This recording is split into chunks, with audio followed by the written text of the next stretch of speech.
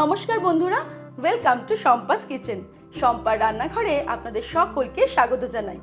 আমার রান্নাঘরে পেয়ে যাবেন 700টিরও বেশি বাঙালি, অবাঙালি, দেশি বিদেশি রান্নার সহজ রেসিপি।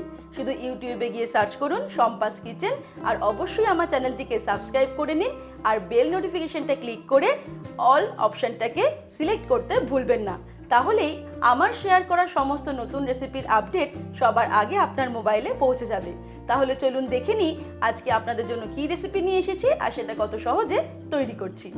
আজকে নিয়ে এসেছি তন্দুরি মাশরুম টিক্কা রেসিপি। এমন স্টার্টার যা ভেজিটেরিয়ান, নন ভেজিটেরিয়ান সকলের মন জয় করে নেবে। তৈরি করতে মাইক্রো ওভেনেরও প্রয়োজন পড়বে না, সাধারণ গ্যাস ওভেনেই খুব সহজে তৈরি করা যাবে। তাহলে চলুন শুরু করি তন্দুরি মাশরুম টিক্কা রেসিপি। সবার প্রথমে একটা প্যান গরম করে তার মধ্যে নিয়ে নেব বেসন। আমি এখানে 2 টেবিলস্পুন বেসন নিয়ে নিলাম। এবারে মিডিয়াম টু লো ফ্লেমে বেসনটাকে আমি ফ্রাই করব মিনিট খানেক।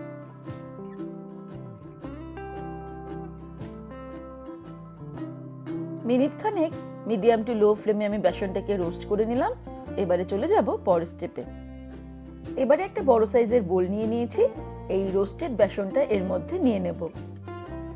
এর মধ্যে কিছু মশলা অ্যাড করে দেব। প্রথমেই নিয়ে নিচ্ছি হাফ টিস্পুন জিরের গুঁড়ো, half teaspoon red chilli powder দিয়ে দিলাম, দিয়ে দিচ্ছি 1 টিস্পুন পরিমাণে ধনের গুঁড়ো, কাশ্মীরি রেড চিলি পাউডার দিয়ে দেব 1 টিস্পুন, হলুদ দিয়ে দিচ্ছি হাফ টিস্পুন,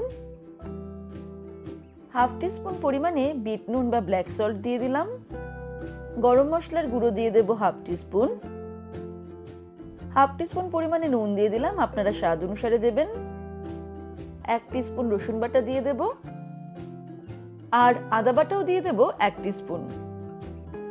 তন্দুরি মশলা দিয়ে দেব 1 টেবিল স্পুন, দিয়ে দেব হাফ কাপ পরিমাণে জল ঝরিয়ে রাখা দই,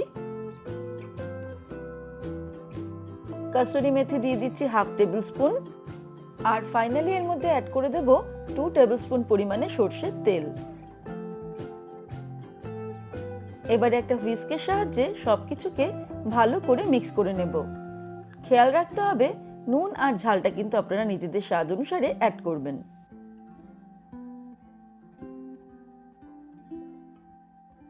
সবকিছুকে ভালো করে মিক্স করে নিলাম। এবারে আমি এর মধ্যে অ্যাড করে দেব মাশরুম। মাশরুমগুলোকে আগেই আমি ধুয়ে জল ঝরিয়ে নিয়েছি। তারপর হাত দিয়ে ভালো করে এই ব্যাটারের মধ্যে মাশরুমগুলোকে মাখিয়ে নেব। ভালো করে মাশরুমগুলোকে কোটিং করে নিতে হবে। এখানে আমি প্রায় 250 গ্রাম মতন মাশরুম নিয়ে নিয়েছি। মাশরুমগুলোকে আমি এই ব্যাটারটা দিয়ে কোটিং করে নিলাম। এবার এটাকে আমি 15-20 মিনিটের জন্য রেখে দেব। গরমকাল হলে এটাকে ফ্রিজে রাখবো, আর যেহেতু এখন শীতকাল আমি এটাকে বাইরেই রেখে দিচ্ছি। 15-20 মিনিট পর ফিরে আসছি। 20 মিনিট হয়ে গেছে, আমাদের মাশরুমগুলো ভালো করে ম্যারিনেট করা হয়ে গেছে। এবারে এর মধ্যে আমি অ্যাড করে দিচ্ছি কিছু টুকরো করে রাখা ক্যাপসিকাম আর পেঁয়াজ। এবারে আলতো হাতে এই পেঁয়াজ আর ক্যাপসিকামের মধ্যেও আমি মশলাটা মাখিয়ে নেব। তারপর চলে যাব পরের স্টেপে।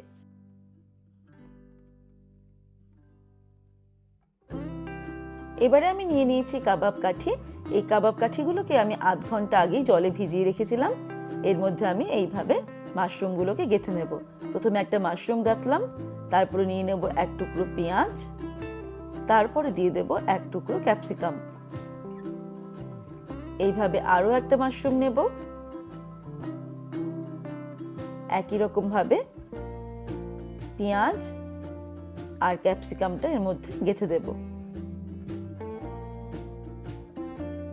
একটা কাঠিতে মোটামুটি 3টে মাশরুম আর তার সঙ্গে পেঁয়াজ আর ক্যাপসিকাম আমি গেঁথে নিচ্ছি। আপনারা কাঠির সাইজ অনুযায়ী মাশরুমগুলোকে গেঁথে নেবেন।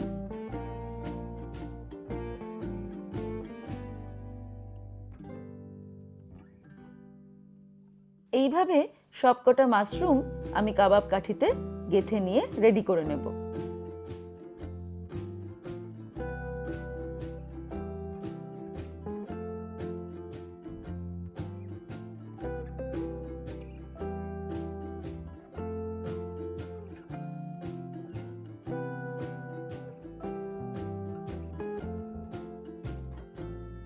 মাশরুমগুলোকে কাবাব কাঠিতে গেঁথে নিয়ে আমি রেডি করে নিয়েছি।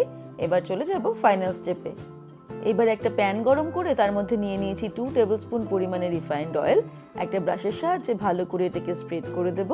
তারপর তেল গরম হয়ে গেলে এর মধ্যে আমি মাশরুম টিক্কাগুলো বসিয়ে দেব। মিডিয়াম ফ্লেমে আমাদের এগুলোকে ঘুরিয়ে ঘুরিয়ে উল্টে পাল্টে ফ্রাই করতে হবে।